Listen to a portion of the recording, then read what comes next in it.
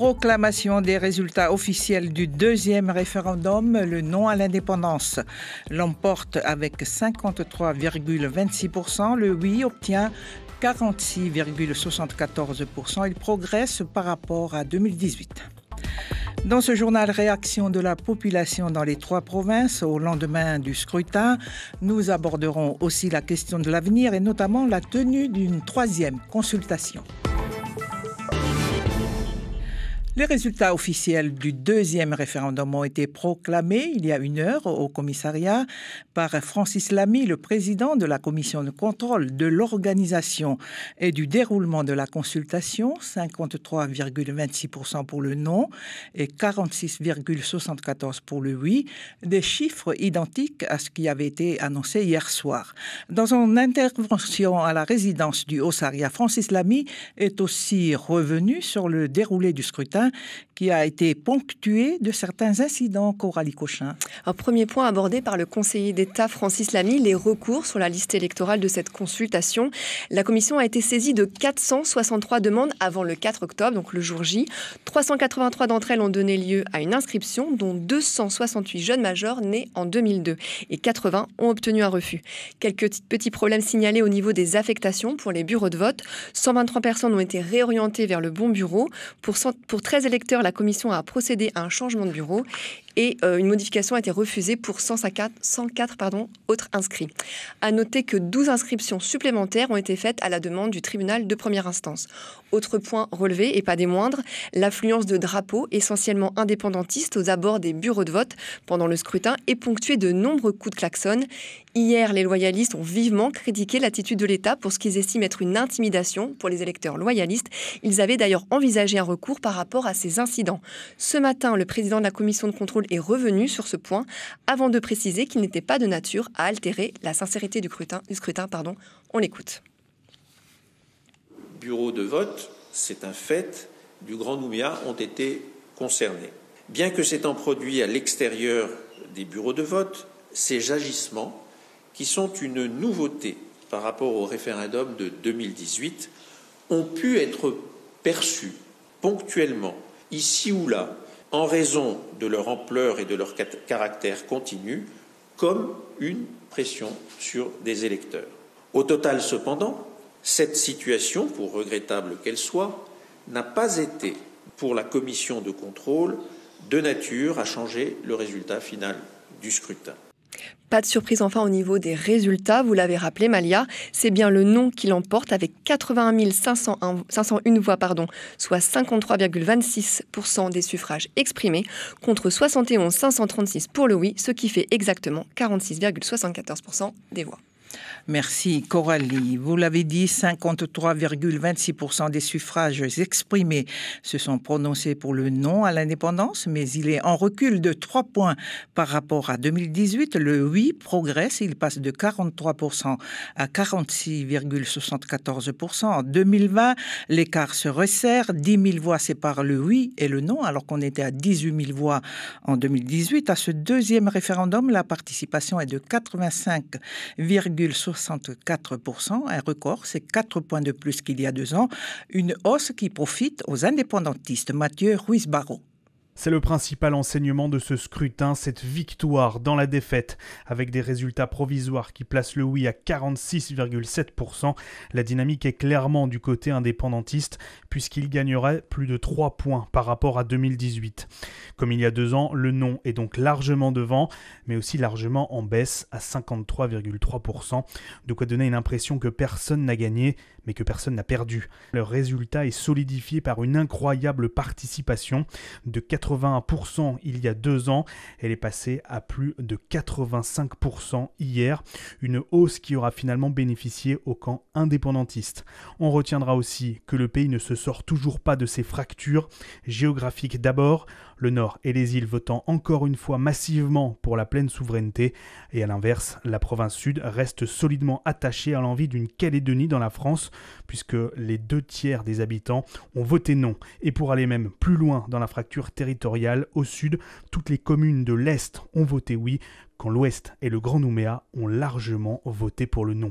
Un scrutin qui aura aussi, encore une fois, souligné des fractures communautaires entre Kanaks et les autres, mais aussi sociales. Et ça, on le voit bien sûr à Nouméa, les quartiers nord votant à nouveau largement pour le oui, quand le Sud choisit la France. En gros, en 2 ans, rien n'a vraiment changé dans les grandes lignes. Focus justement ce midi sur le vote à Nouméa. Nouméa qui regroupe le plus grand nombre d'électeurs, 52 142 inscrits et une nette progression du oui est constatée dans la capitale. 23,31% pour ce scrutin contre 19,49% en 2018, soit près de 4 points de plus. La participation était de 85%. Éclairage de Stéphanie Chenet. Alors oui, bonjour Malélosa, tout à fait. Au fil de la soirée hier, la progression du oui était évidente dans les petites communes, mais il a fallu attendre 22 heures pour découvrir que Nouméa n'a pas échappé à cette tendance. En 2018, 7 818 Nouméens avaient voté pour le oui. Ils étaient 10 154 hier, soit 2300 personnes de plus. Du côté du non, on note aussi une progression en nombre de voix, mais moindre, la moitié en gros, 1115 voix de plus pour le non. Autre fait marquant, 6 bureaux de vote de la ville ont voté majoritairement pour le oui, contre 2 bureaux seulement en 2018. Alors, quel bureau ? Il y a par exemple Gustave Mouchet à Montravel, Louise Vergès à Tindu, mais ça c'était déjà le cas en 2018. Par contre, Morissette de Vambèze à Rivière-Salée ou Albert Perrault au village de Magenta basculent du côté du oui cette année. Des bureaux situés dans les quartiers nord ou dits populaires. Comment analyser cette progression du oui ? Premier constat, la réserve de voix des abstentionnistes de 2018, finalement, a clairement bénéficié aux indépendantistes. Pour Unité Pays qui a décroché 2 conseillers municipaux en mars dernier, après 12 ans d'absence des indépendantistes à la mairie de Nouméa, c'est avant tout le résultat d'un gros travail de terrain. Pendant la campagne, ces dernières semaines, ils ont particulièrement ciblé les quartiers populaires, ce qui a visiblement porté ses fruits. Et en cas de 3e référendum, alors c'est la question, eh bien à Nouméa, il reste un potentiel de voix de 7 948 personnes qui n'ont pas voté hier. Et d'après les analystes, il y a fort à parier qu'il y ait encore une marge de progression possible pour le oui à Nouméa. Merci Stéphanie Chenet pour toutes ces précisions. Au lendemain de ce 2e référendum, les réactions de la population. Dans le Sud, déception chez les uns, espoir pour les autres, les ressentis sont mitigés. L'écart se creuse entre les Calédoniens et les Kanaks. Et on va encore aller à un 3e référendum et arrêter cette confrontation inutile entre nos populations. Mais bon, c'était serré, c'était bien. Maintenant, il faut essayer de construire le pays ensemble, quoi. Voilà, avec toute ethnie confondue, bien sûr. On est avec la France, restons avec la France, et puis que chapeau, tout le monde a le droit d'être heureux dans chaque pays, quoi. On pensait que c'est le oui qui allait remporter, mais voilà. Découragé aussi, déçu, parce que nous, on veut notre indépendance ici. Je suis assez surpris parce que cette année, il y a quand même eu une augmentation des votes pour le oui. Ouais, un petit choc quand même, un peu de stress parce qu'on ne sait pas trop où on va, quoi. Pour ma part, j'ai un temps de répit parce que j'ai des projets, du coup. On doit se préparer quand même à l'indépendance si ça passe au 3e référendum. Moi, à mon avis, ça fait 30 ans que c'est en cours. Parce qu'au bout de 30 ans, on est toujours au même stade. Que ce soit le oui ou le non, on est là pour vivre ensemble. Donc c'est ça le but. C'est pas sur un vote qu'il faut s'arrêter d'avancer. Des réactions recueillies à Nouméa par Martine Nollet. Ce 2e référendum est marqué par une nouvelle victoire du non, malgré une nette poussée des indépendantistes. Que dit la population de Pointe-Dimier sur ces résultats ? Celui qui a gagné, il l'a gagné, mais peut-être un jour, on va avoir le oui gagnant, quoi. Moi, j'ai voté oui. Moi, je suis déçu parce que moi, je veux l'indépendance de mon pays, quoi. Tout le monde, je pense, attendait les résultats avec impatience parce que le fait qu'on soit pendant 2 ans, on ne sait pas trop où on va mettre le pied, ça fait paniquer un peu tout le monde. Et le fait d'avoir un résultat, au moins, qu'il soit oui ou qu'il soit non, au moins, ça nous rassure, quoi. Pour moi, ça ne change pas mon quotidien. C'est les résultats. On s'y tient et puis on continue à travailler, aller chercher ceux qui sont indécis et ceux qu'on n'a pas réussi à convaincre. Mais bon, c'est en bonne voie et puis en 2022, c'est Louis qui l'emportera. C'était un peu ce que je pensais qui allait se passer. Donc on retrouve à peu près le même scénario qu'au premier référendum. Moi, je ne suis pas pour le non, je ne suis pas pour le oui. Je suis content que ça se passe dans le calme, quoi. Déjà, je suis contente qu'il y a eu beaucoup de votes. Après, c'est vrai que c'est le non qui est passé. On attendait le oui. Il a quand même progressé par rapport au premier référendum. Au vu des résultats, c'est sûr, on est bon pour le 3e tout. Je suis très émue parce que j'ai vécu les événements 84. J'ai beaucoup discuté avec les vieux. C'est une victoire pour ceux qui ont commencé la lutte. Il y en a beaucoup qui ne sont plus avec nous. Mais je remercie encore les vieux parce que c'est ça qui nous mobilise aujourd'hui. Des propos recueillis par Marguerite Poigoun. Réaction à présent des habitants de Lifou au micro de Clarisse Boitoué. On va dire c'est dommage que le non l'emporte, mais c'est déjà ça. On voit déjà que le oui il a un peu monté quand même comparé à 2018. Je suis un peu déçue parce que voilà, ils sont encore remportés. Mais voilà, on attend un troisième tour. Maintenant, là, on fait appel pour le troisième référendum, on fait appel aux frères de l'Océanie pour nous aider pour pouvoir bien gagner ce pays. Moi, déjà, en tant que jeune, moi, j'ai soutenu le non parce que voilà, on n'est pas encore prête au pays à être indépendant. Pour les résultats d'hier, moi, j'ai pas beaucoup d'avis sur parce que comme j'ai pas voté, et puis ça ne me regarde pas du tout. Pour certains, mais pas moi, ça ne me touche pas du tout ce qui concerne les élections. Se pose maintenant la question de la suite. L'accord de Nouméa prévoit qu'après une deuxième victoire du non, l'organisation d'une troisième consultation dans les 2 ans peut être demandée par un tiers du Congrès. Mathieu Ruiz-Barrault et Sylvie Méhoun. Une troisième consultation, c'était une possibilité depuis la modification de la loi organique en 2015 et ce troisième référendum devrait devenir une réalité. C'est ce que rappelle Roch Ouamitan de l'UCFLNKS. Selon le président du Congrès, les électeurs calédoniens auront à se prononcer une troisième fois. Nous sommes dans un déroulé. Le déroulé remonte quand même, donc à une trentaine d'années. Et nous irons jusqu'au troisième référendum. Nous n'avons pas d'hésitation. Donc, à vous redire encore ce soir que nous irons jusqu'au troisième référendum, puisque nous l'avons ainsi décidé. Voilà.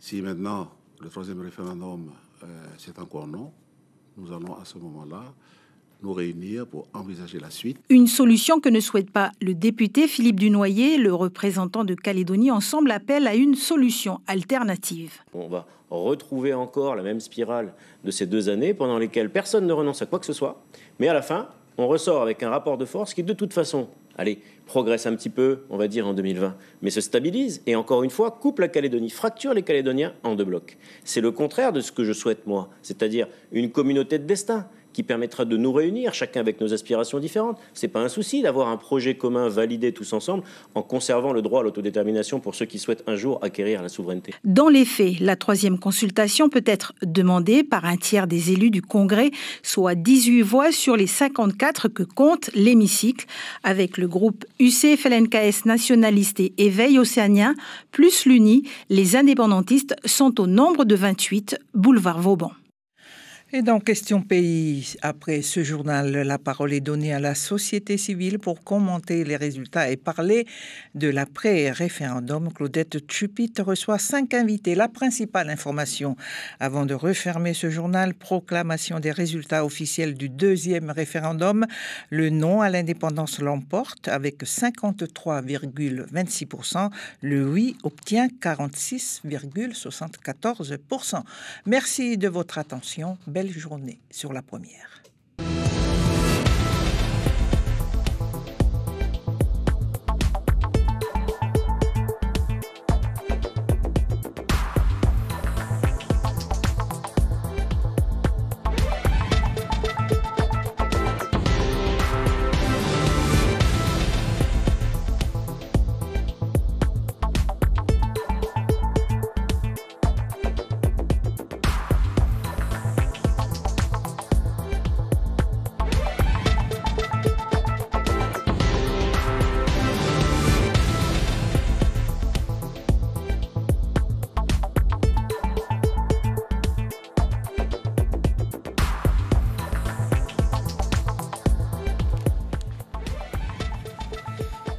La suite en radio et en télé, c'est avec vous, Claudette Tchupit.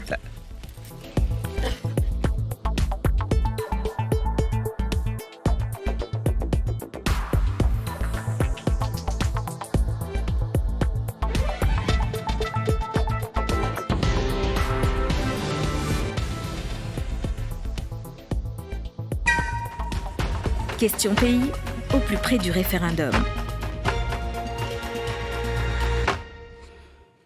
Et voilà, nous sommes donc en direct pour ce nouveau numéro de Questions Pays.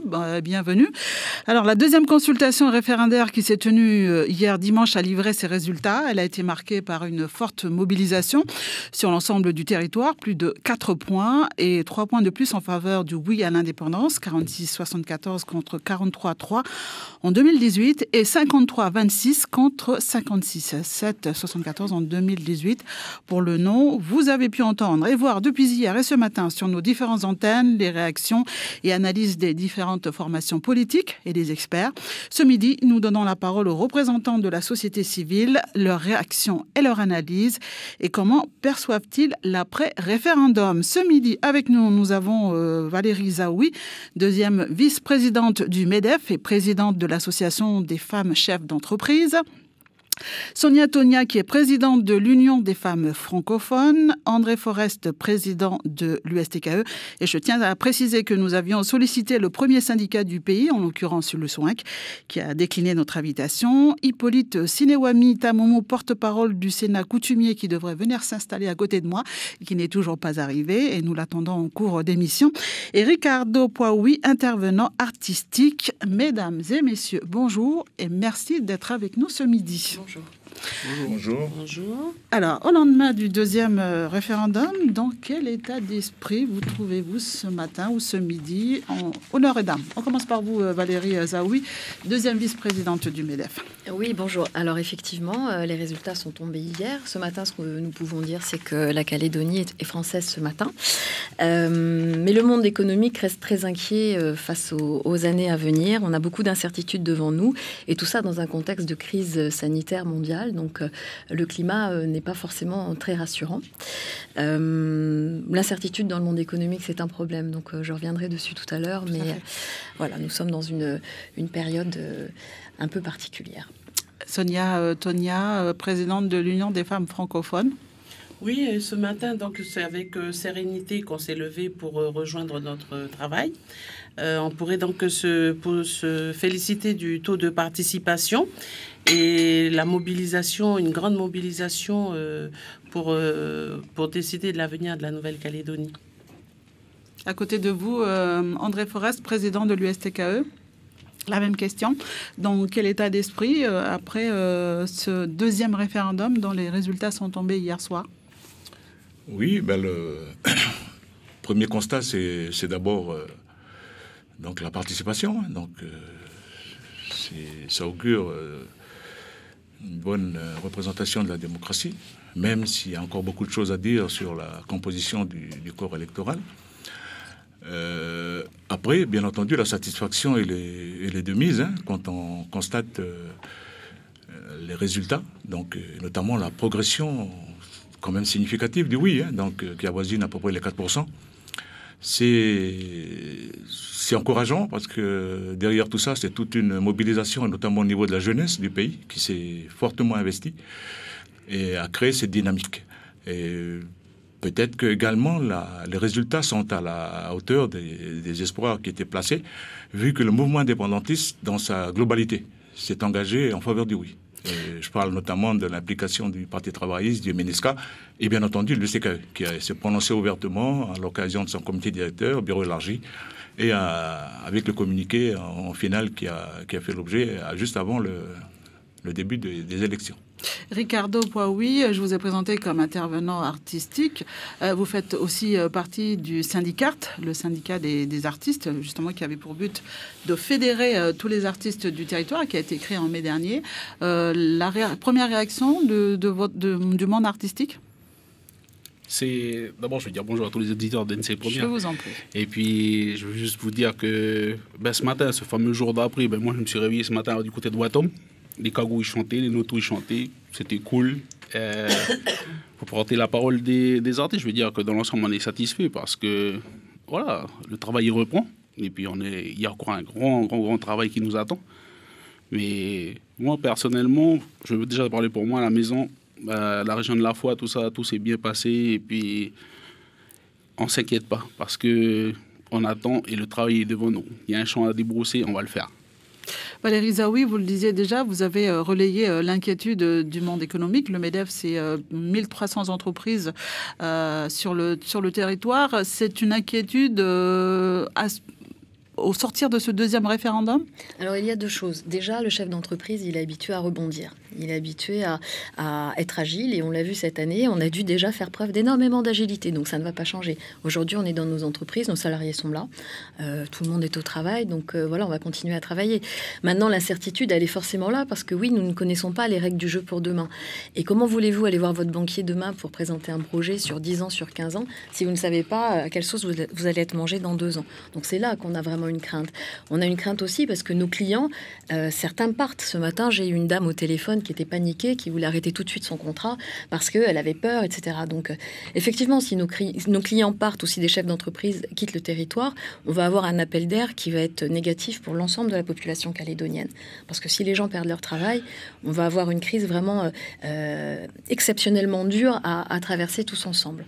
Est-ce à dire que les politiques, en tout cas les différentes formations politiques qui ont fait campagne lors du référendum et qui ont évoqué justement la crise économique ne vous ont pas rassuré? En tout cas, ce qu'ils ont proposé. Je pense que c'est pas nous, chefs d'entreprise, qui n'ont pas rassuré, c'est qu'ils n'ont peut-être pas suffisamment touché les Calédoniens. Est-ce que les gens qui ont fait un vote tellement dans l'affect peuvent entendre ce discours? Je ne sais pas. Mais je pense qu'il faut avoir aussi un discours réaliste et qu'effectivement, on a une CAFAD qui est déjà à l'agonie. Si demain, l'emploi est percuté de plein fouet, qui remplira les caisses? Et ça, je trouve que c'est une réalité qu'on a encore du mal à bien peser aujourd'hui. Des entreprises, justement, qui emploient plusieurs salariés. Vous représentez donc les intérêts des salariés André Forest. Est-ce que cette inquiétude aussi est répercutée au sein de vos adhérents? Se répercute au sein de vos adhérents? Ouais, d'abord, je ne suis pas le seul représentant de salariés. Vous disiez tout à l'heure en début que le principal organisation a décliné l'invitation. J'en connais pas les raisons. Moi, ce que je peux dire, c'est que la campagne de la peur, il faut arrêter, quoi. Je veux dire, on a entendu des vertes et des pas mûres durant cette campagne sur les retraites, sur les allocations familiales, sur l'aide médicale, etc. Donc, mais est-ce que selon vous, les inquiétudes et les craintes du monde économique sont justifiées aujourd'hui? Non, pas du tout, pas du tout. Je veux dire, bon, ce matin, le monsieur disait tout à l'heure, il se réveillait ce matin, puis voilà, les Netou ont chanté. Je pense que les Kagous ont chanté également. Donc habituellement, c'est plutôt les Kagous qui chantent avant. Donc non, voilà, je veux dire, il faut dédramatiser tout ça. Je veux dire, la campagne du non, elle a tellement effrayé les gens qu'aujourd'hui, ça se répand sur le tissu économique notamment. Et moi, je dirais à Madame Zaoui, parce que bon, on a l'habitude de se côtoyer au sein du Conseil du dialogue social, qui est l'instance quand même où on discute, ça porte bien son nom. C'est un espace. Voilà, on a toujours eu des discussions intéressantes sur les problématiques qui se posent au niveau de l'économie du pays, questions de salaire, questions de formation, toutes les questions d'hygiène, de sécurité. Donc, ces problématiques-là ont toujours été évoquées sereinement. Donc, pourquoi aujourd'hui, voilà. Je veux dire, l'accord de Nouméa, il a inscrit une trajectoire qui suit son cours, Les politiques, je veux dire, décideront, je veux dire, comment ils comptent prolonger cette trajectoire dans les négociations, dans les bilatérales avec l'État ou je ne sais quoi. Mais en tout cas, nous, dans le monde socio-économique, nous avons toute la sérénité. Je veux dire, les entreprises n'ont pas à s'inquiéter. Je veux dire, de quoi s'inquiéteraient-elles? Je veux dire, voilà, aujourd'hui, voilà, ce matin, on s'est levé, puis voilà, tout le monde a bu son café, tout le monde est parti au travail. Parce que nous, bon, c'est vrai que cette journée d'aujourd'hui, en tout cas moi me concernant, je me trouve revigoré par le vote du oui. Voilà, c'est simplement la différence qui est à souligner. Pas trop nos clients. Souci. Valérie Zaoui. Sonia Tonia, présidente de l'Union des femmes francophones, une structure régionale comprenant la Polynésie française, le Vanuatu, Wallis et Futuna. En Nouvelle-Calédonie, vous le disiez, vous rassemblez 600 femmes environ, issues de classes sociales différentes, de communautés et sensibilités politiques. Comment les femmes ont-elles appréhendé ce rendez-vous lié à l'avenir institutionnel du pays? Vous les avez appelées justement à voter. Ah oui, bien sûr. Bien sûr. Donc l'Union des femmes francophones, en 2019, a déclaré donc sa plateforme régionale avec la Nouvelle-Calédonie qui présiderait donc la structure régionale sur 3 ans. Nous avons effectivement donc axé notre travail sur les 3 prochaines années sur l'accès des droits des femmes et leur application dans chaque pays qui appartient donc à l'Océanie francophone. Je disais donc tout à l'heure sereinement, pourquoi? Parce que nous avons déjà sensibilisé donc les femmes qui appartiennent à notre organisation sur leur engagement concernant donc leur implication dans le changement de leur propre pays. Donc il s'agit de la situation de la Nouvelle-Calédonie avec une succession de référendums. Donc nous avons déclaré au mois de août-septembre, peut-être septembre, que nous engageons donc les 92 000 femmes à se prononcer, à se saisir de cet outil de développement qu'est le vote, ce droit, pour contribuer au changement de leurs conditions. Voilà. Vous nous direz tout à l'heure quels sont les changements que vous espérez intervenir dans notre société. Vous l'avez vu, et pour la radio, entre-temps, nous avons retrouvé, ou plutôt, nous avons le porte-parole du Sénat coutumier, qui est Hippolyte Sinewami Tamamou. Bonjour. Bonjour et merci de nous avoir rejoints entre-temps. Alors, la même question qu'à votre autre invité de cette émission. Dans quel état d'esprit vous êtes aujourd'hui au lendemain de ce 2e référendum? On est à peu près... je veux dire qu'on est serein par rapport aux résultats surtout. On constate surtout qu'il y a toujours ces 2 blocs là qui nous fait un peu un malaise en fait, en tout cas. Mais sinon, très confiant parce que surtout salue aussi la participation, la mobilisation des jeunes aussi. Des jeunes qui ont pris leur avenir en main, en tout cas. Donc, c'est surtout ça, en fait, notre position. En fait. Pendant la campagne, le Sénat coutumier est plutôt resté discret. On l'a pas entendu. Vous n'aviez rien à dire? Discret, c'est-à-dire que nous, on reste surtout neutre dans tout ça. Parce que, comme je l'ai répété à chaque fois, là, au niveau de nos chefferies, il y a les loyalistes comme des indépendantistes. Donc, on peut pas nous se prononcer sur le référendum, en tout cas, en sachant quand même que chacun a son parti pris, quoi. Alors, vous êtes tous autour de cette table des citoyens du territoire. Est-ce que vous avez suivi, je vous vois secouer la tête, les citoyennes. Valérie Zaoué, voilà. Vous n'êtes pas citoyenne du territoire, mais est-ce que vous avez suivi la campagne qui s'est déroulée pour ce référendum? Je veux dire, les personnes qui n'ont pas pu voter hier sont pour la plupart très impliquées dans la vie économique et sociétale de la Nouvelle-Calédonie. Donc, elles vivent ça de manière profondément injuste, évidemment, même si on peut comprendre tout un tas de motivations. Ça reste une grande frustration pour toutes ces personnes, effectivement.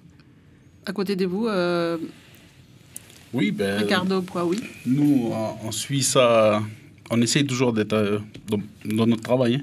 Parce que nous, on intervient au niveau des écoles, on intervient au niveau du CONES, on intervient au milieu hospitalier. Donc, la politique, on la suit, mais quand on arrive dans notre travail, on fait abstraction de ça et puis on amène la culture. Voilà. Mais pour vous-même, est-ce que vous l'avez suivi? Moi, personnellement, oui, je l'ai suivi. Moi, j'ai voté pour oui, parce que voilà, je suis un garçon d'ici, je suis métis. Mes ancêtres, ils viennent du Jura, du côté de ma mère, et puis mon père, il est d'ici de Watom.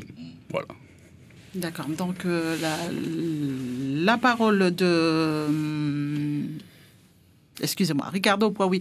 À côté de vous, Sonia, est-ce que vous avez suivi cette campagne? Qu'est-ce que vous en avez pensé? Est-ce que vous avez justement incité, puisque vous avez appelé les femmes à se prononcer lors de ce référendum, à suivre cette campagne et pouvoir se faire une opinion, se forger une opinion, en écoutant les uns et les autres de chacun? Oui, donc concernant la campagne, bien sûr qu'on a été attentive à tout ça, hein.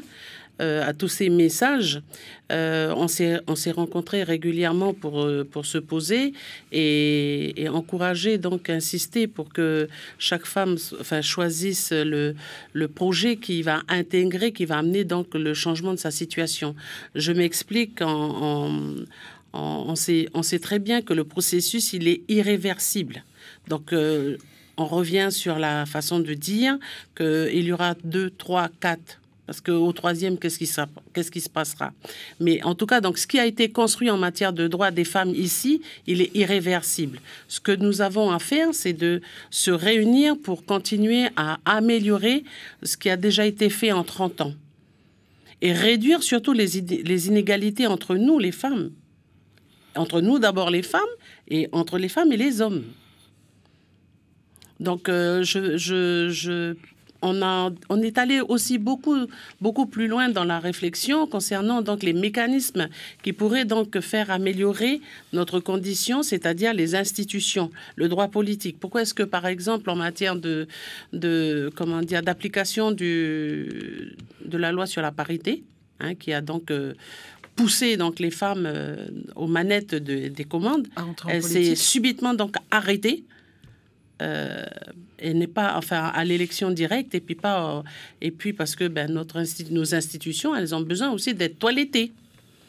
Et c'est le constat de notre atelier d'août 2020 et c'est pour ça qu'on s'est prononcé publiquement pour soutenir donc chacune des femmes, qu'elles soient d'ici, d'ailleurs, mais en tout cas donc qu'elles prennent l'engagement de travailler dans le sens de changer, d'apporter le changement pour améliorer donc la condition des femmes ici. Et à tous les niveaux. Là, je suis contente de rencontrer donc le secteur économique et puis les gens qui œuvrent dedans tous ces secteurs. Et en matière de droit du travail, il y a énormément de choses encore à mettre en place pour changer la situation des femmes ici en matière de droit du travail. Alors je poserai la question à André Forest et également à Hippolyte Sinewami Tamoumou. Comment vous le percevez, vous, ce combat des femmes à l'heure où la Calédonie doit se prononcer sur son avenir, institutionnel? André Forest? Oui, on a plus l'impression que c'était un combat qui se situe au niveau des femmes et que c'est un sujet, c'est une problématique qui est réelle. On parle aujourd'hui de l'égalité professionnelle, donc voilà, on constate aussi qu'il y a une disparité salariale. Il y a toujours un écart de pourcentage, je crois que ça se résume entre 10 et 15% d'écart dans les salaires entre les hommes et les femmes. Donc il y a tout ça qu'il faut mettre en place. Et puis d'autres enjeux aussi concernant les femmes. Mais ça, c'est ce que Madame Tonia vient de dire est tout à fait exact. Moi, je voudrais enfin revenir sur l'implication de la jeunesse. Se pose la question pourquoi la jeunesse, notamment la jeunesse kanak, a été fortement motrice de la dynamique de mobilisation qui a précédé ces élections. Parce que c'est une jeunesse qui est aujourd'hui un petit peu on va dire en déshérence. Pourquoi se sont-ils mobilisés? Mais parce que ils voient bien que les problématiques d'insertion professionnelle, les problématiques de formation sont toujours des sujets qui ne sont pas traités. Et la question de l'emploi local, par exemple. Aujourd'hui, la question de l'emploi local, c'est une question vraiment cruciale à reposer. Il faut que les institutions se saisissent de cette problématique. Quand on voit on ne fait qu'enregistrer des constats de carence au niveau de la CPEL, la Commission paritaire de l'emploi local, parce que voilà, les dispositifs de formation pour calibrer les postes pour que les citoyens de ce pays puissent occuper ces postes. Est-ce que les employeurs ne jouent pas le jeu, justement? Les employeurs, ils ne jouent pas le jeu. Bon, on va dire, les règles sont pourtant là. Donc, ils doivent déposer les offres d'emploi dans les services de formation, d'emploi et de formation. Voilà, il y a certains qui ne sont pas toujours réglo là-dessus. Mais ce que je veux dire par là, c'est que aujourd'hui, c'est la formation. C'est la formation au sens large du terme qui est interpellée à travers ce que je viens de dire. Et notamment, il faut peut-être mettre en place aujourd'hui une véritable politique de formation à l'échelle du pays et situer, calibrer les postes dont le pays a besoin dont le pays a besoin pour justement arriver à terme à résorber cette question des inégalités. Puisque les jeunes Kanaks vivent ça en termes d'inégalités. Et ces inégalités, nous on le dit à chaque 1er mai qu'on fait, les inégalités continuent à persister. Les inégalités continuent à persister et ça, bien entendu, ça, à terme, ça fera le lit des situations qui risquent de poser de sérieux problèmes dans notre pays. Avant Valérie Zaoui, le porte-parole du Sénat coutumier, Hippolyte Sinewami. Alors, comment vous accompagnez la jeunesse dans tous les problèmes qu'elle rencontre aujourd'hui au niveau du Sénat coutumier? Je pense qu'il y a une responsabilité qui est partagée. Je viens à ce que disait M. Paoui par rapport à la culture. Il y a aussi il y a une errance peut-être de la jeunesse, mais il y a les outils qui sont mis en place pour cette jeunesse. Et pour les accompagner, je veux dire, on revient toujours à la même chose. Ça revient d'abord chez les parents. Chez les parents qui sont pris par le travail, qui n'ont pas le temps d'élever les enfants, tout ça là. Et tout ça contribue aussi à l'errance des enfants. Mais après, au niveau de ces outils-là aussi, des formations, d'imprégner aussi par la culture, ça permet aussi l'éducation de l'enfant, mais surtout l'identification aussi de l'enfant aussi sur le plan quotidien, que ce soit par rapport à son identité, que ce soit par rapport à sa fonction aussi dans la société, sa place dans la société. Donc mais tous ces outils sont là. Donc il y a une part de responsabilité aux parents, mais il faut dire aux jeunes qu'on a confiance aussi. Ouais. On a confiance en eux, il ne faut pas à chaque fois les rabaisser quand ils causent des problèmes, tout ça là. Mais il faut aussi les féliciter quand ils font des bonnes choses. Donc il y a un tout dans tout ça. Excusez-moi, je voulais simplement dire André Forest.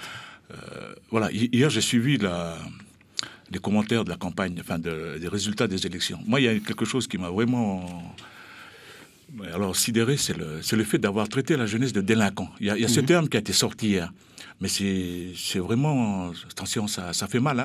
Hein. Moi, je sais que hier, dans les QG de campagne, il y a eu des jeunes qui suivaient attentivement les commentaires jusqu'au discours du président de la République.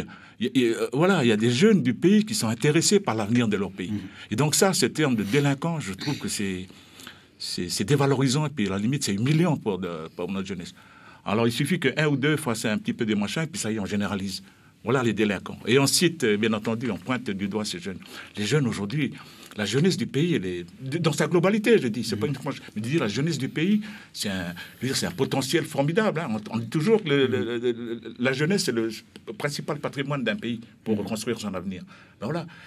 Je pense que les mots aujourd'hui ont leur importance. On est dans une situation où, attention, il faut arrêter de stigmatiser cette partie de la population, notamment nos jeunes. Valérie Zaoui, vous êtes aussi présidente de l'association des femmes chefs d'entreprise.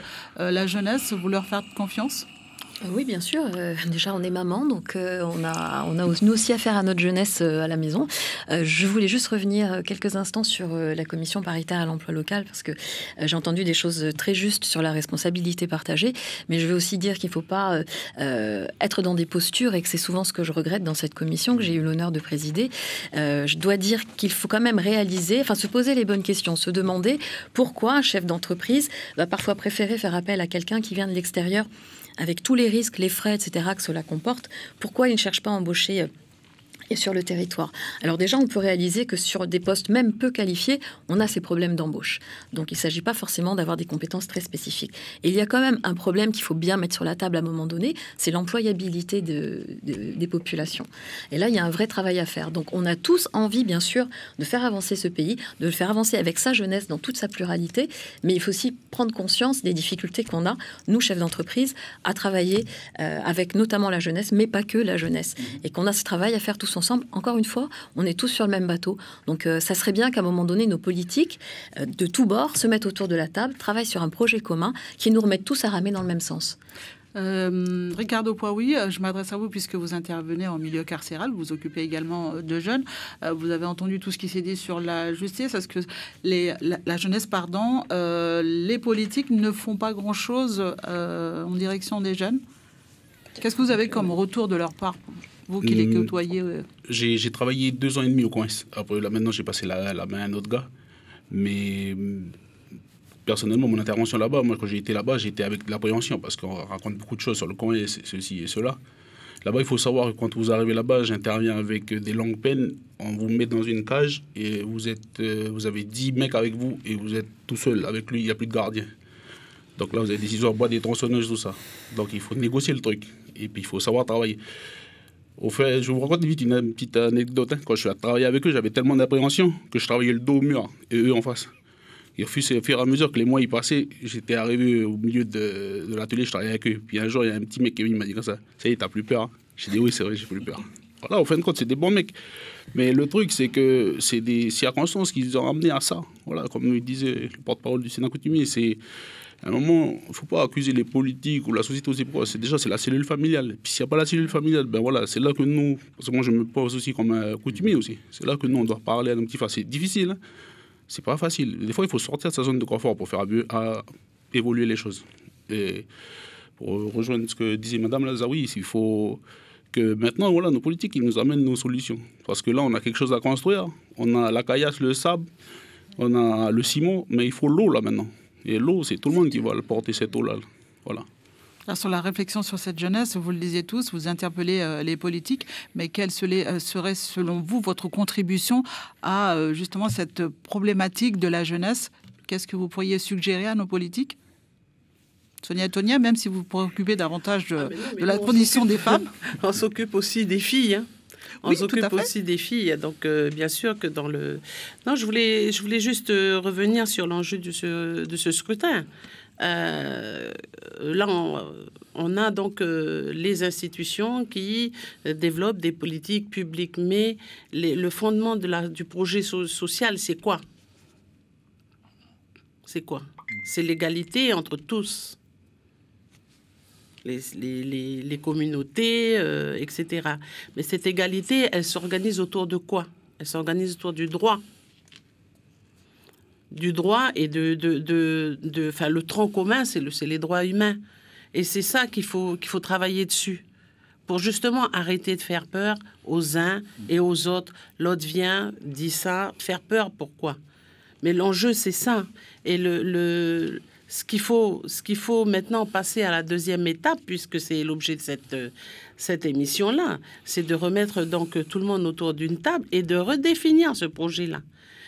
Pour nous, en ce qui concerne les femmes, on a déjà dit ce qu'on voulait dire. C'est que le meilleur projet pour nous, c'est l'intégration des droits des femmes à tous les niveaux. L'intégration des femmes dans tous les mécanismes. Encourager l'entrepreneuriat, remettre les femmes dans les décisions à tous les niveaux.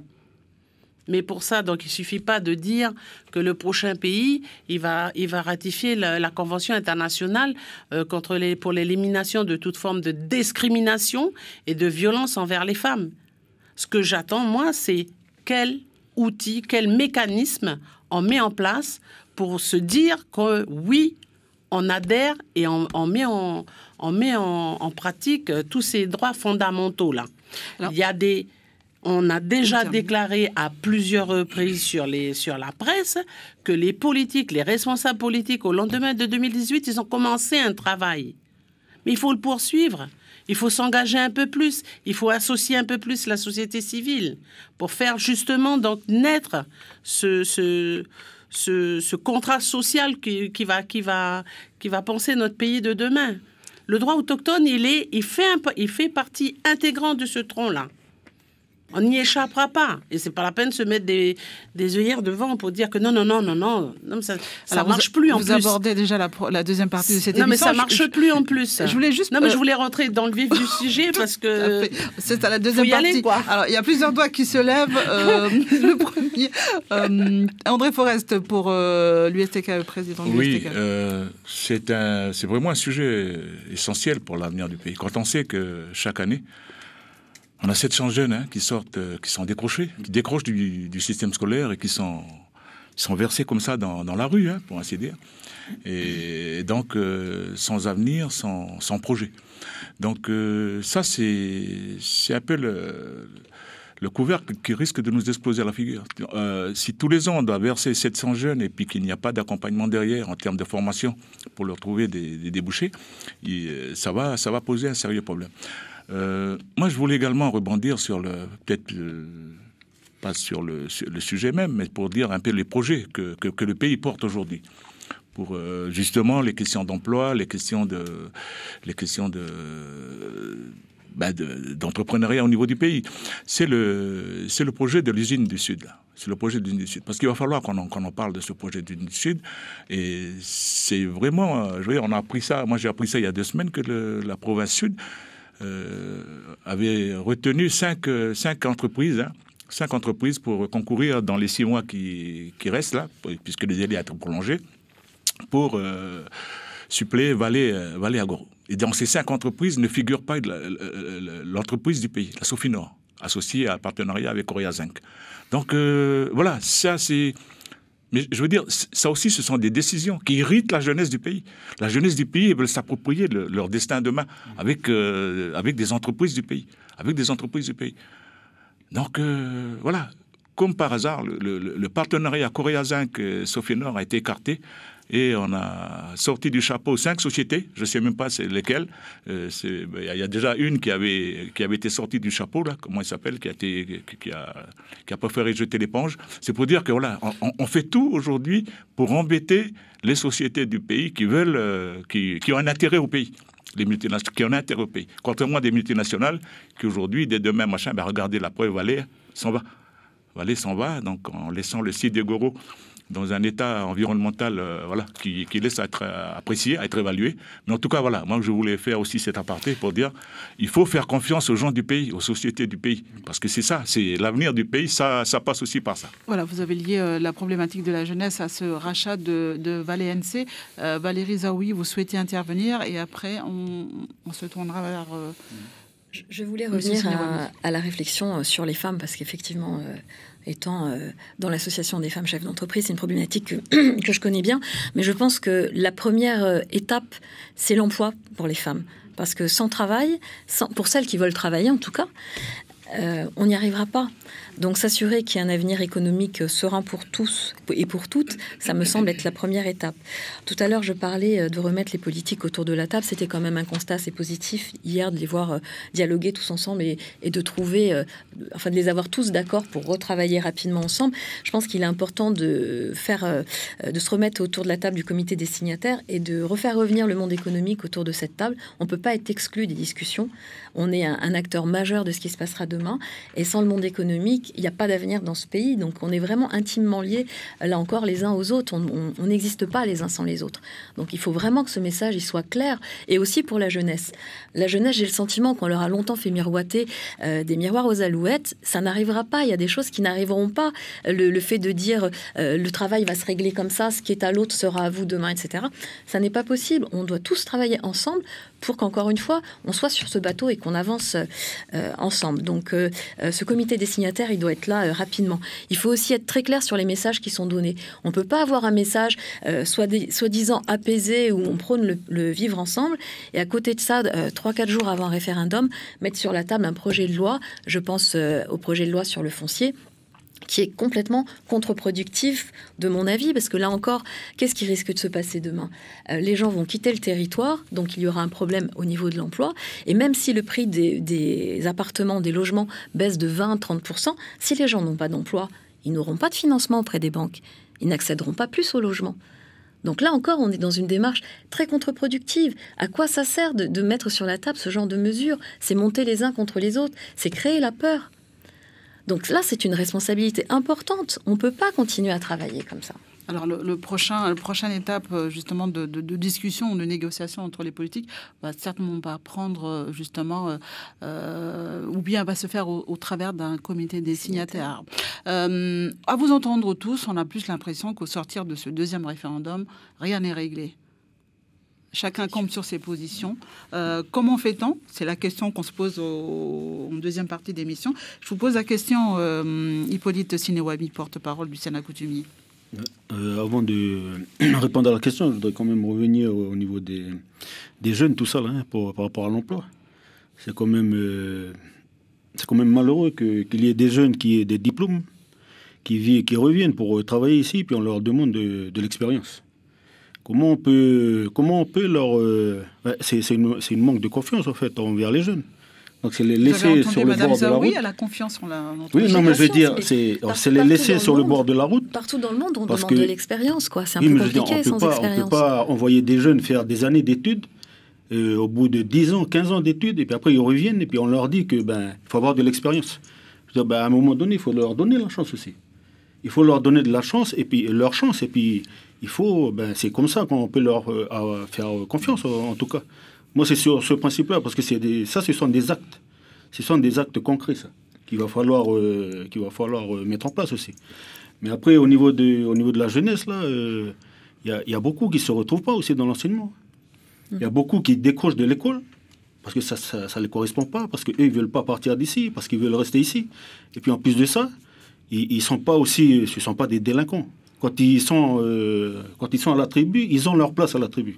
Ils font les travaux coutumiers, dans les mariages, tout ça, là, c'est eux qui vont aller chercher les bois, c'est eux qui vont aider les vieux, tout ça au champ, c'est eux qui vont... Et tout ça, on ne le dit pas, ça. Et tout ça, ça concerne quoi? Tout ça, ça concerne la culture. C'est la façon de vivre, en fait. La culture, ça appartient à tout le monde. Tout le monde a une culture, mais c'est la façon de vivre. C'est la façon dont nous vivons, nous, aujourd'hui. On vit à l'excès. On vit à l'excès. Et pourquoi on vit à l'excès? Parce qu'il y a toujours ces pouvoirs en place, ces États en place qui appellent à la compétition. Mais c'est de la compétition qu'on est en train de vivre. Alors qu'on n'a pas besoin de cette compétition, on a juste besoin de vivre mieux. De vivre mieux. Et c'est ça l'essentiel, en fait. C'est ça le message des coutumiers. Parce qu'on a quand même une terre, on a quand même un champ, on a de quoi vivre localement. Et puis ce que je ne trouve pas normal aussi, c'est la cherté de la vie. La cherté de la vie, on constate que les produits locaux ils sont plus chers que les produits importés. C'est pas possible, ça. Comment on peut vivre comme ça? Donc voilà, mais tout ça, c'est... Bon, après, pour revenir à la question, c'est... Oui. Voilà, c'est la question qui vous était posée. J'ai bien compris, vous avez mis sur la table cette problématique de la jeunesse. On est tous conscients aussi que là, il faut trouver des solutions. Vous le disiez vous-même. Quelle pourrait être la contribution du Sénat coutumier pour régler, pas pour régler, mais en tout cas, avancer la discussion, la réflexion sur une meilleure reconnaissance de cette jeunesse? En fait, c'est simple. Et qu'on soit à leur écoute. Qu'on soit à leur écoute, déjà, on a un travail, nous, à faire au niveau de la réappropriation, en fait, de la culture. Parce qu'avec les deux cultures, là, la modernité et puis les cultures ancestraux, donc là, c'est concrètement, souci, quand en fait. vous dites une réappropriation de la culture, qu'est-ce que c'est? C'est de mettre en place les congrès de la jeunesse, c'est de remettre en place tout ça, parce que, encore une fois, financièrement, on n'est pas autonome. À chaque fois qu'on veut mettre en place des choses, il faut qu'on demande l'autorisation au gouvernement. Donc c'est tout ça, en fait, qui est freinant pour nous. Mais au niveau des congrès de la jeunesse, ça fait rapprocher déjà les jeunes, quelle que soit leur identité, quelle que soit leur appartenance culturelle, tout ça. Et tout ça, ça favorise un échange entre eux. Et pour dire encore une fois, parce que je le répète, c'est que c'est les enfants, en fait, qui vont nous apprendre à construire l'avenir de demain. C'est pas eux. C'est pas déjà déjà dans les établissements, ils se côtoient, ils s'échangent ensemble, tout ça là. Mais déjà l'avenir, elle est là déjà. Mais en fait, c'est qui met un frein à tout ça? C'est nous. C'est l'homme, c'est l'humain qui met un frein à tout ça. C'est-à-dire, nous, on est responsable de ce qui nous arrive aujourd'hui. Peut-être les vieux, ils avaient une revendication à l'époque. Maintenant, on a une autre revendication avec l'ensemble de la population. Et tout ça, entre les deux, là, il y a les enfants qui sont nés, ils sont nés avec deux cultures qui ne se retrouvent pas, en fait, dans la société d'aujourd'hui. Mais après, c'est l'humain avant tout, le responsable. Donc nous, on a notre part de responsabilité, encore une fois. Ricardo Pouaoui, la question aussi, que fait-on après ce deuxième référendum? Rien n'est réglé. Moi, je fais partie aussi du syndicat. Nous, les artistes, à chaque fois qu'il y a un problème quelque part, on tire l'argent de la culture. Donc là, j'ai profité que je suis à côté de Mme Valérie Zaoui, je demande d'être sponsor du syndicat, pour avoir un peu de pièces. Parce que voilà, moi je parle toujours du jour d'après. Là, la semaine, demain matin, nous on part avec les enfants, on va travailler au centre Chibaou. Fini ça, la première semaine de vacances, on est à ND avec 150 jeunes, des enfants qui vont être des relais dans les collèges. Ça, c'est au niveau de l'ADEC. L'année d'après, la semaine d'après, la deuxième semaine, on part à Nengoné là-bas. On travaille là-bas à Nengoné pour aller fabriquer les flûtes avec les gens. Ça, je dis merci aussi au conseil coutumier de Nengoné de nous avoir invités. Et voilà, le travail il continue. Il faut être sur le terrain, labourer la terre, planter, et puis c'est comme ça qu'on va récolter. Alors, quand on sait que les artistes ont été durement touchés par la crise sanitaire, ce n'est pas les seuls d'ailleurs, où en est votre situation par rapport à cela? Puisque le syndicat aussi porte... Depuis le Covid, moi je vais vous dire, je parle de Ricardo Bowie. J'ai 2 filles, une femme. J'étais en apnée là, pendant tout ce temps-là qu'on n'avait pas de travail. On était laissés voilà, comme ça, à l'abandon. Abandonné. Et heureusement qu'il y a la case des artistes, c'est cet outil-là qui a été mis en place pour nous cadrer pour nous déjà. Moi, je sais que je dois beaucoup à la case des artistes. Je m'a dit Madame Dewegorode, Joanito Wamitan, tous ces gens-là qui travaillent, que ça fait qu'on est là maintenant. Mais voilà, quand le soleil brille, tout le monde nous appelle maintenant, tu vois. On arrête de bouffer à toutes les sauces. Mais c'est pour ça que moi, maintenant, là, j'ai plus de pitié sur mes devis. Quand je fais mes devis, je fais en conséquence. S'ils veulent, je viens. S'ils veulent pas, je viens pas. Mais c'est fini de se brader. Parce que le Covid, il m'a appris ça, que tout le monde est autour de toi, mais quand c'est game over, c'est game over. Là, il faut aller retravailler la terre, planter, tout, manger, comme ça. C'est des merdes, système D. Et le syndicat est là aussi pour ça. Le syndicat, il est là. Il donne la main. Là, on est au début, on est en train de se fédérer, on est en train de se chercher. C'est un réseau qu'on est en train de mettre en place. Mais c'est un réseau qui va être au service du pays, au service de cette jeunesse-là, que M. Simonemi est en train de parler, que tout le monde autour de la table est en train de parler. Parce que nous, notre temps, il est bientôt fini. Moi, je pars d'ici, là, je vais à la dialyse après. Notre temps, il est bientôt fini. C'est les autres qui vont reprendre. Ben voilà, il faut savoir passer le relais. Valérie Zaoui. Je voulais revenir sur la discussion qu'on avait sur la jeunesse, et notamment la jeunesse diplômée. Ça me semble intéressant d'inciter les jeunes aussi à aller dans le secteur privé, parce que souvent, ils arrivent en Calédonie avec l'envie de retravailler dans le public. Et voilà, le public, à un moment donné, on a saturation. On ne peut plus non plus faire grossir les rangs comme ça. Et le privé offre de très belles opportunités. Donc, il faut les encourager. Nous, on se déplace régulièrement dans les écoles, dans les lycées, dans les facultés, pour parler à la jeunesse et leur expliquer ce que c'est que l'entrepreneuriat. Que ce n'est pas forcément qu'une question de moyens, qu'une question de diplôme. C'est beaucoup une question d'envie. Et je pense que la solution pour la jeunesse, elle passe aussi par là. Et il faut leur montrer des exemples de jeunes, de toute culture, de toute ethnie, qui réussissent. Peut-être au niveau justement de l'éducation, faire en sorte que ces futurs chefs d'entreprise, on peut dire ça comme ça, aient cet état d'esprit d'entrepreneuriat, ce qui n'est pas le cas. On se déplace dans les BTS régulièrement, on va voir les jeunes et on leur parle de nos parcours. On n'est pas tous sortis avec une petite cuillère en or dans la bouche, donc on s'est battu pour avoir ce qu'on a. Et je pense que ça se transmet, et quand on le montre aux jeunes, ça peut leur donner envie, en tout cas leur faire penser que c'est possible, que c'est pas simplement pour une certaine catégorie de la population.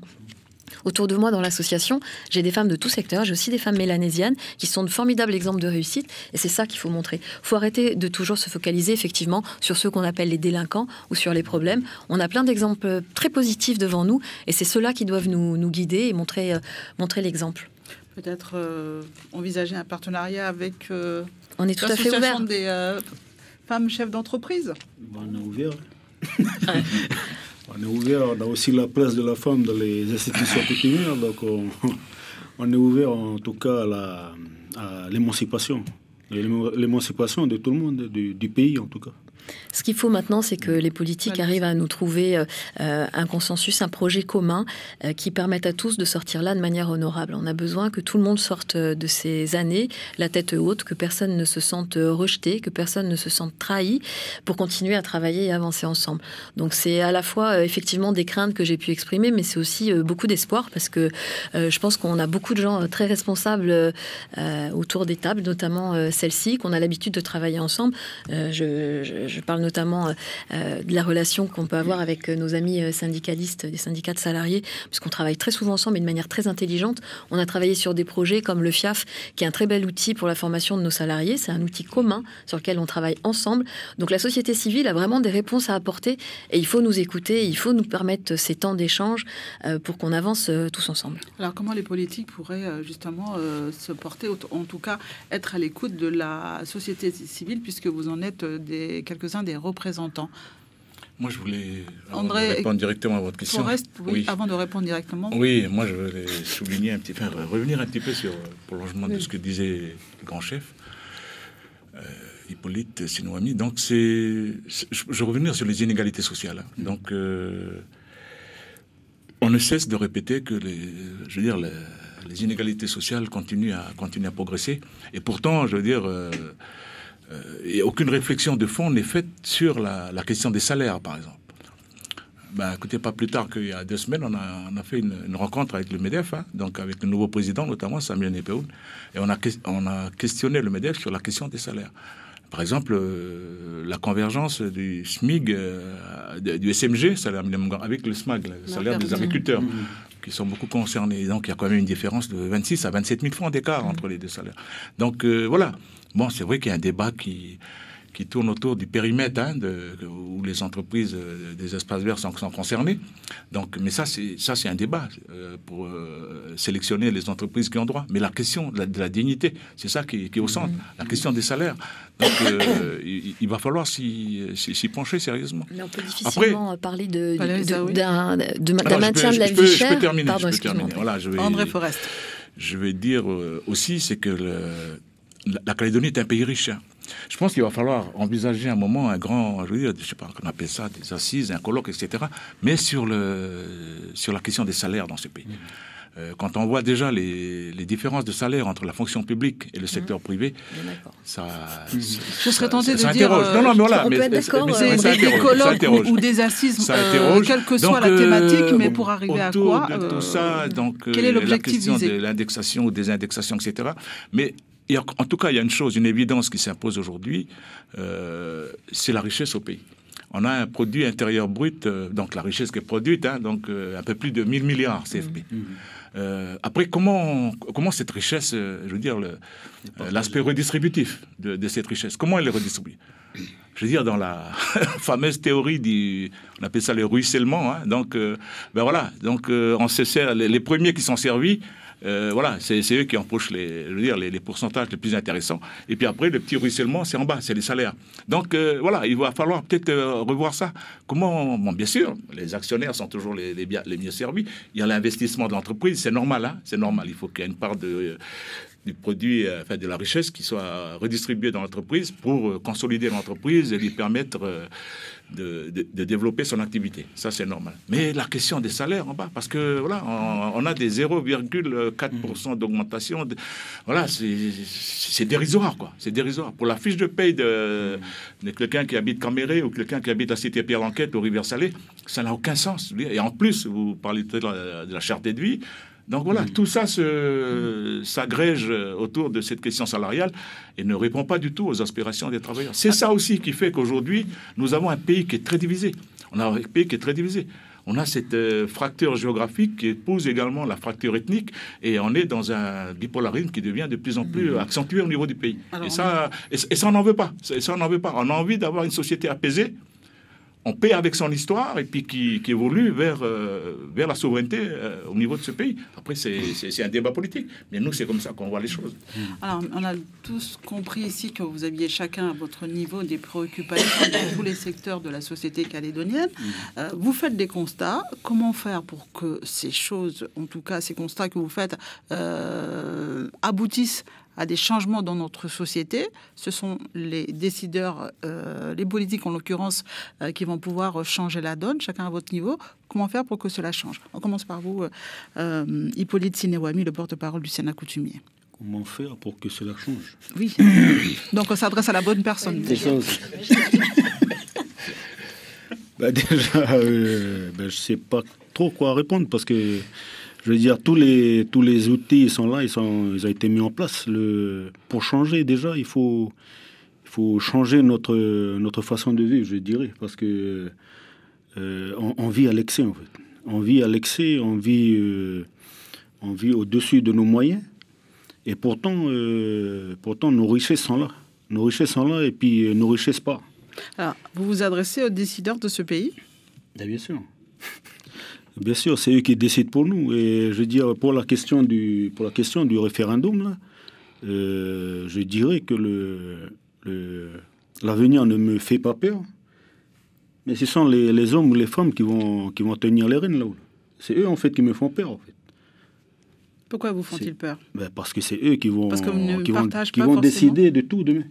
qui vont décider de la politique à mener demain sur le territoire, et puis qui vont décider, même s'il y a une consultation, qui vont décider de notre avenir. Mais après, pour revenir à cette consultation, au niveau du Sénat coutumier, on a toujours prôné, nous, le consentement préalable, libre et éclairé. Donc ça veut dire quoi? Ça veut dire que tous les acteurs du pays doivent être consultés, tous les acteurs, jusqu'à la jeunesse, pour n'importe quel projet de loi ou de texte sur le pays. Il y a un pays qui fonctionne à peu près comme ça, là, c'est un pays nordique, hein, qui consulte les citoyens pour les projets de loi, tout ça. Donc selon l'accord de Nouméa, le Sénat coutumier est consulté sur les questions touchant à l'identité kanak. Donc sur ça... Vous voulez aller au-delà de ça? Sur ça, l'évolution, en fait... sur ça, l'évolution, il y a une grande avancée sur cette identité kanak, on va dire, où on est cadré, en fait. Ça a été cadré, ça a été mis en place pour cadrer, en fait, les vues sur l'identité kanak. Mais je veux dire, tout ce qui est projet économique touche à la terre. Donc la terre, c'est la terre du peuple premier. Donc pour en revenir à ce que vous disiez tout à l'heure, là, sur les revendications foncières, je veux dire, la revendication foncière, elle est légitime dans tout ça. Ce sont des revendications de réappropriation, en fait, de l'endroit. Mais par rapport à cette revendication, l'État français doit faire quand même un geste de pardon. Elle doit demander pardon à ce qu'elle a fait. C'est pas avec le retour de l'acte de la prise de possession qu'on va effacer tout ça, non. C'est surtout un acte de pardon, puis se dire, on va prendre toute la société calédonienne et puis on va avancer avec toute la société calédonienne. Mais l'effort qu'a fait aussi au niveau des... je ne prends pas partie des indépendantistes, mais l'évolution elle a été faite comme ça, avec l'acceptation des victimes de l'histoire, avec les gens qui sont venus pour chercher du travail et qui habitent, qui sont mariés avec des filles, avec des garçons de chez nous, tout ça. Là. Donc tout ça, on a pris tout ça en compte. On a pris tout ça en compte au niveau du Sénat coutumier par rapport à la revendication foncière. C'est pour ça qu'on dit qu'il ne faut pas avoir peur en fait de demain. Parce que demain, on sait le faire, on aura des conventions à passer sur les projets en terre coutumière. Mais tout ça, il ne faut pas avoir peur de tout ça. Donc, c'est encore une fois, on amène aussi une politique aussi de la peur dans tout ça, pour nous cantonner en fait à nous dire le référendum, en fait, c'est les Kanaks contre les autres. Mais c'est pas ça la question, en fait. C'est pas ça la question. Donc nous, on prend tout le monde en compte et puis il faut qu'on avance ensemble. On revient sur de remettre tous nos politiciens là sur la table et puis faites sortir un projet de société qui est viable pour nous tous, quoi. Quel est le message que vous voulez transmettre, Sonia Tonia, présidente de l'Union des femmes francophones, à nos décideurs politiques? Sur mon tronc, là, avec les droits humains au centre du projet, avec des normes. Parce que je pense qu'il y a un déficit de définition de normes. Donc, on a vu tout à l'heure le Sénat coutumier qui déclare qu'on vit à l'excès. Madame qui dit il y a le sentiment de peur, le fric part, les gens aussi. Mais il faut donc remettre ça à plat. Et puis que réellement, ceux qui ont un réel intérêt pour l'avenir de ce pays s'engagent. Parce que ça fait 30 ans que chacun se fait peur à l'autre. Mais c'est le message que vous voulez transmettre à nos décideurs. Oui, définitivement oui. Et bien sûr, écouter la société civile. Parce que ça fait un moment qu'on leur dit des choses, mais si on n'est pas dans la rue, on est sur la presse, mais à quel moment on leur parle en face à face? Ricardo Pouaoui. Moi, je vais revenir toujours à notre problème d'argent. Voilà. Parce qu'on nous demande de faire un travail, les fondamentaux de la culture kanak, qu'on doit intégrer dans les écoles. C'est une commune institutionnelle. Donc, il faut avoir les moyens de les mettre en place. Parce qu'il faut savoir que ça participe au vivre ensemble. Parce qu'on fait découvrir toutes les ethnies, notre culture. Et puis voilà, c'est comme ça que les choses se passent. Donc, quoi qu'il en soit, nous, on retourne sur le terrain, on travaille. Mais voilà, à un moment, les politiques, il faudra qu'ils nous consultent aussi. Puis ils viennent nous voir, ils rencontrent nos responsables. Parce que moi, je suis là, le poisson qui a été chopé dans le filet pour venir parler, deux autres, ils travaillaient. Mais il faut dire, voilà, il faut rencontrer les bonnes personnes. Et puis il y a des idées, il y a un vivier qui est là, un vivier d'idées qui sont prêts à partager et travailler. Non, pour moi, je reste confiant. Et puis je vois que le soleil se lève, là, c'est bon pour nous. André Forest de l'USTKE, le président de l'USTKE. On peut aborder tous les aspects des problématiques qui se posent au niveau de notre pays, hein, sur la jeunesse, sur la formation, sur pas mal de choses. Moi, ce que je voulais souligner, c'est que la solution qui va amener la stabilité dans ce pays, moi, je suis libre d'en parler, puisque l'USTKE est un syndicat engagé pour l'indépendance de ce pays. Donc, je suis tout à fait dans mon périmètre d'intervention. Je veux dire, c'est la stabilité politique pour pouvoir résoudre, et puis avoir, justement, tout à l'heure, le grand chef parlait de confiance. Je veux dire, il faut avoir confiance. Hein. Je veux dire, il y a quelqu'un qui a dit à la télé, je ne sais plus qui, les Kanaks n'abdiqueront jamais sur leur droit à la souveraineté. Donc voilà, c'est peut-être prendre en compte cet aspect des choses et dire que voilà, la question politique, c'est la question centrale, après, on viendra agréger toutes les politiques publiques qui vont avec, parce qu'il faut un État, je veux dire, un pays a besoin de tous ces aspects qu'on vient de partager pour faire vivre le pays. Mais je veux dire, on va bien, ça fait combien de statuts que le pays traverse? On va encore, voilà. Donc moi je dis pas ça pour stigmatiser ou envenimer les choses. Mais je veux dire, à un moment donné, le constat s'impose. Le constat s'impose à tous pour dire qu'il va falloir trouver une solution politique. Parce que c'est la solution qui va amener, qui va être durable pour l'économie. On parle d'économie. Bien sûr qu'on a besoin d'économie dans un pays indépendant. On a besoin de formation, on a besoin des jeunes, on a besoin de ceci, cela. Mais je veux dire, à un moment donné, il faut qu'on se fixe, je veux dire, une fois pour toutes, un cadre vers lequel on évolue, un cadre partagé, pour qu'on puisse faire évoluer sereinement la vie sociale, la vie économique, la vie culturelle dans ce pays. Et on invite tout le monde à le partager. Je pense que de la part des Kanaks, il n'y a pas, je veux dire, il n'y a jamais eu d'ostracisme ou de quelconque rejet de qui que ce soit dans ce pays. Les Kanaks ont toujours voulu partager ce droit à l'émancipation. Je veux dire, la question de Nainville-les-Roches sur le concept des victimes de l'histoire, je veux dire, c'est ça.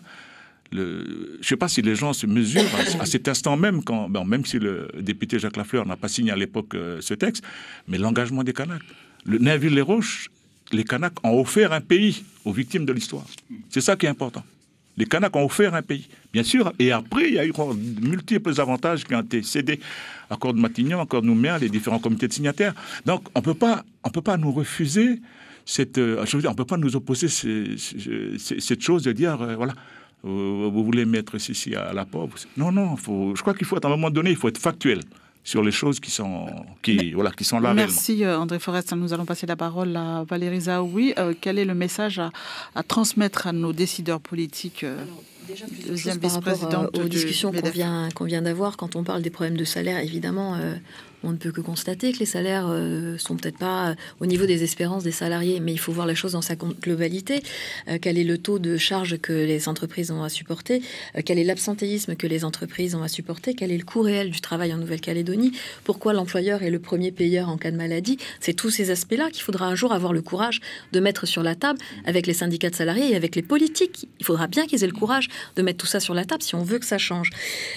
Concernant le foncier, ça semble quand même difficile, même si vous êtes très rassurant et je vous en remercie. Mais quand vous dites à des gens qui sont propriétaires ici, en fait, vous ne pourrez plus vendre vos biens comme vous le souhaitez, mais simplement à une certaine catégorie de personnes, forcément, vous créez la peur que vous le souhaitiez ou non.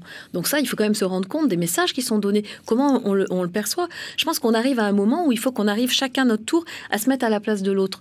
Vous, à notre place, qu'est-ce que vous ressentez? Et moi, à votre place, qu'est-ce que je pourrais ressentir? C'est important qu'on arrive à vivre ces moments-là. Je demanderai aux chefs d'entreprise de rester positif, continuer à s'adapter comme on sait très bien le faire et comme on le fait depuis toujours. Et enfin, je demanderai à nos politiques de nous offrir un programme qui soit commun, visible, avec une bonne visibilité, surtout qui soit inclusif. Et quand je parle d'inclusif, c'est aussi bien au niveau de la population la plus éloignée de l'emploi et qui est en grande difficulté, mais aussi au niveau des 40 000 personnes qui sont exclues à ce jour. Donc ce programme d'inclusivité, il doit comprendre tout le monde parce qu'il s'agit là des forces vives du pays, que ce soit la jeunesse, que ce soit ces personnes qui participent activement à l'économie de la Calédonie. Il ne faut laisser personne sur le bord de la route. Donc voilà, je pense que la société civile est prête à entendre un certain nombre de messages, à nos politiques de travailler ensemble et de faire avancer les choses. Une dernière question avant de refermer cette émission. Selon l'accord de Nouméa, un 3e référendum est prévu en cas de nouvelle victoire du non contre l'indépendance. Si un tiers des élus du Congrès, 18 élus le demandent, avec un délai à respecter de 6 mois après la dernière consultation. Vous serez pour ce 3e référendum? Une réponse rapide pour chacun d'entre vous. On commence par vous, Monsieur Sinewami. Une 3e consultation. Pour moi, ce serait dans l'évolution des choses. Il faut laisser couler le 2e et puis ensuite arriver vers le 3e, parce que c'est encore une fois une question de volonté partagée. C'est une question de mise en commun, en tout cas, de notre avenir. Donc on rappelle les 2 blocs là à se concerter et puis voilà, et puis de ne pas nous oublier aussi dans la concertation. Donc c'est encore une fois le consentement préalable. André Forest. Oui, moi je dis qu'il faut laisser les dispositions prévues par l'organique, donc dans l'accord de Nouméa, faire son déroulé normal. On parlait tout à l'heure de trajectoire. L'accord de Nouméa, c'est un accord de décolonisation. Rapidement, s'il vous plaît. C'est un accord de décolonisation. Donc voilà. Laissons les choses se faire. Aller au 3e référendum, pourquoi pas? Je pense que les Kanaks ont l'habitude de travailler sur du temps long. Voilà. Sonia Tonia, s'il vous plaît. Et donc, les choses devraient arriver à maturité. Et puis, voilà, les esprits on laisse la parole à Sonia Tonia, s'il vous plaît, les esprits seront apaisés Forest. et les choses pourront bien se conclure. Voilà. On s'est déjà prononcé dessus. On est bien sûr qu'on est pour l'organisation du 3e référendum et puis pour le déroulement normal de ce qui a été décidé et encadré par l'accord de Nouméa. Ricardo Pouaoui. Il faut respecter les paroles des vieux. Ils ont signé un accord, on ne vient pas sur la signature. S'il faut aller au 3e, on va aller au 3e. Et puis si les cagous ne chantent plus le lendemain, je vous payerai une dernière promis. Valérie Zaoui, à vous.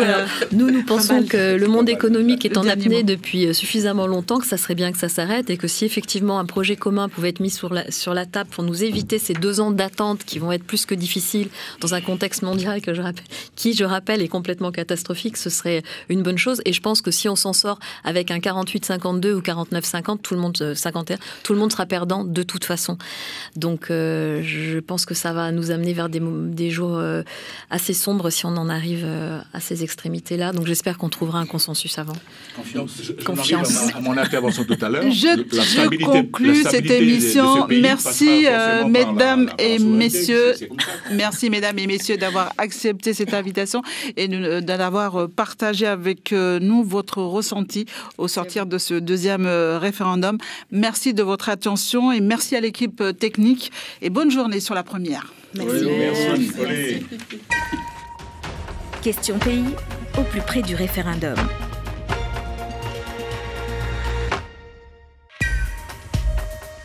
Référendum 2020.